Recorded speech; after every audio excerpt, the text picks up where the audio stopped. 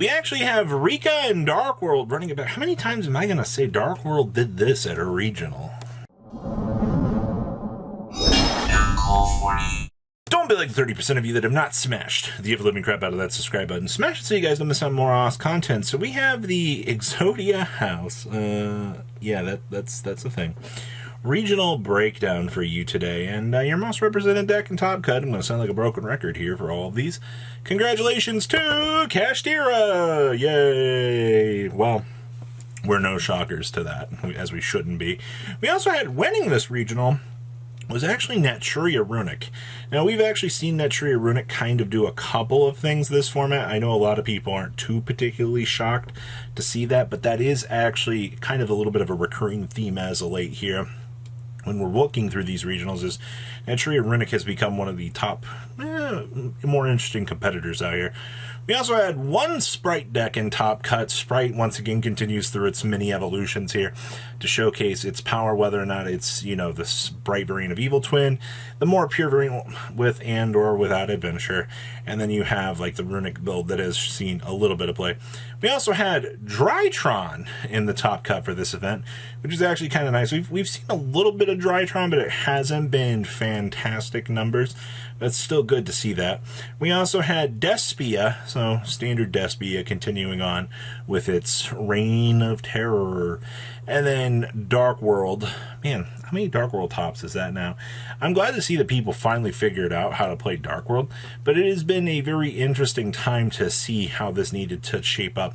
And we also had Rika. Now, this isn't like Sun Avalon standard plant shenanigans. Yeah, it is. If you were thinking anything less, you're just not playing the Thurion package for this build. So, yeah, plants still doing their thing. I mean, overall, looking at this regional breakdown, it's a very accurate representation of what we've seen for the general course of the format here.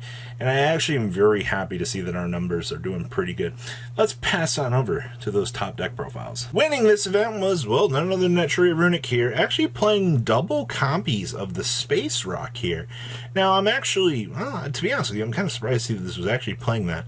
We haven't seen a lot of these builds that really considered the option for the Rock. I see we're playing one copy of Kelbeck. I mean, you get some value off of Kelbeck versus, Mudora and the rest of the friends, but there's not really much of a need to do the mill power anymore. And we're also playing Grave of the Super Ancient Organism down in the side deck. The fact that Organism has just kind of shown up as this major stop card to a lot of the opponent metagame related cards has been very, very nice. The power that you get from Organism is so good. Somebody's going to take that out of context. I know it.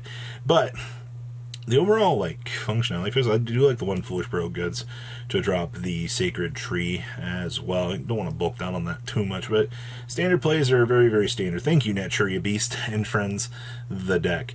Next up here was our Sprite variant, getting second place out here. I do see that the Scissors have actually kind of stepped up here to be more of a mainstay in these variants, which is kind of interesting, actually. I do like the fact that the Scissors do add an extra layer of spice to this deck, and of course, no cap shell. Yeah, no cap shell in this list, so you are still going to net a +1. We're also main deck and triple book, and I think the most important thing to kind of point out here is this list is playing double evenly matched in the main deck, though we're not playing Thrust to toggle into it, which I kind of feel a lot of these builds have played Thrust, because being able to thrust into one of the variants, or like anything you need, even thrusting into a Change of Heart, depending on the matchup, can set you so far ahead of your opponent that it is quite interesting at the end of the day just what damage can actually be caused from this. So very, very interesting choice of ratios for this list. Next up here, we actually have the power of cash money dollar bills. Now, Ogre and Preparation have become so mainstay at this point that I think if you're not looking at these lists and you're seeing or not seeing these cards, it almost feels wrong at this point. We're also playing just 2 Rise Hearts in the main deck, which is fine. This is one of the few builds that's actually playing the Tier Elements Kashtira monster as well. I mean, it does facilitate some sort of milling, I suppose, if you really need it to, but it's not going to do anything really too crazy. I see we're also packing in some Forbidden Lances in here as well for defensive options. Standard hand trap lineup is very, very, very extensive. We're citing all 3 of our evenlings, but we are main decking One thrust. I also see that we're also playing a Pot of Desires in the main deck. That's kind of spicy. I actually like the fact that you can toggle that and be able to punish the opponent. Kind of opens up some interesting discussion points here, what you can do with this deck. Next up here, we have the power of our plants. Now, honestly, when you think of Rika Sun Avalon at this point in time, I mean, you're like, oh, where's the Boreas, where's the Thurion package? Hey, you don't need it. One big thing that I will tell you about this list is our tech card of the format here, our MVP, Evenly Matched, is going to steal free chicken nuggies for this deck. Your opponent's not going to have Lancey in when they're playing against this. There's no way. You pulling off a going second board and then proceed to make your board directly after that, you win. Especially if you control your opponent, clean up whatever they do manage to end on.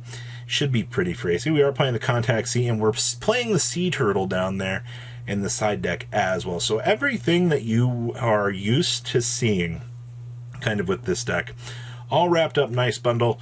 We are playing triple Unexpected Die. We're also playing triple of the Sunseed, but I think that's fine, honestly. Like, you still do get value off of the Sunseed, but collateral. Next up here is Drytron. So Drytron did make 5th place out of this regional, which is kind of nice, honestly. I will say that I like still what this deck does. We are actually playing triple Lava Golem and triple Dark Ruler No More in this deck. You still need cards to board break on your opponent. As bad as it actually is, those cards really do assist you. Still playing the one Lancea because 100% searchable.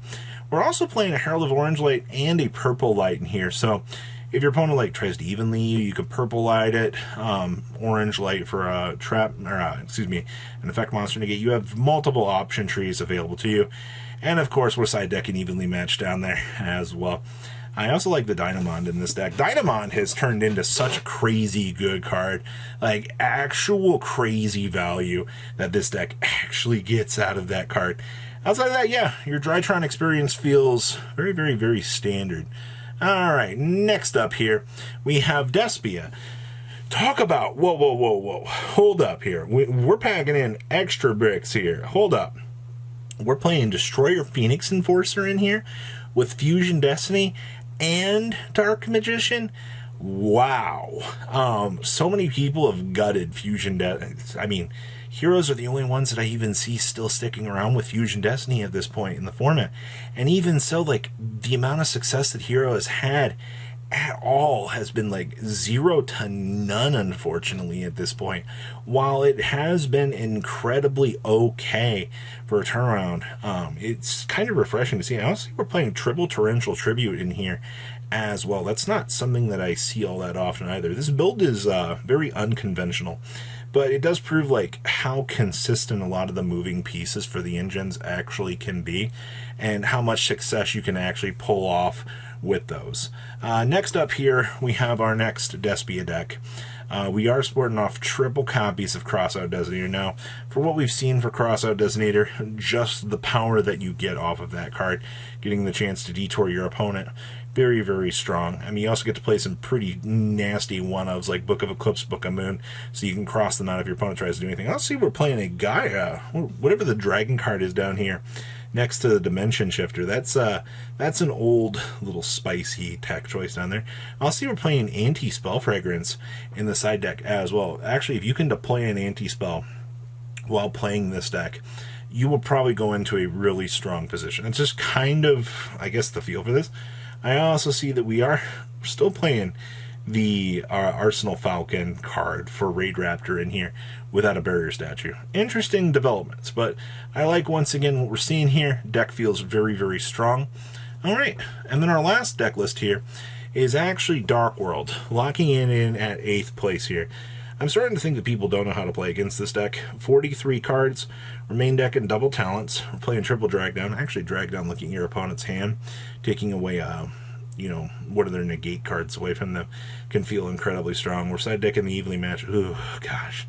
Getting evenly by a Dark World player and then having them set up a full Dark World field, that doesn't seem very fun. Like, I don't know if you paid attention to this deck, but this deck can steal some games from you very, very quickly. So, that is our regional breakdown for this event. What do you guys think? Please, comment down below, tell me what you guys think, and I'll see your beautiful faces back here later today, guys. Peace out.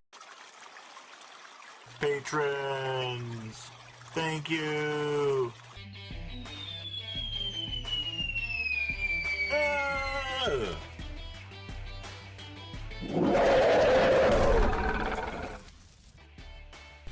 Thank you so much for watching. Check out these other videos.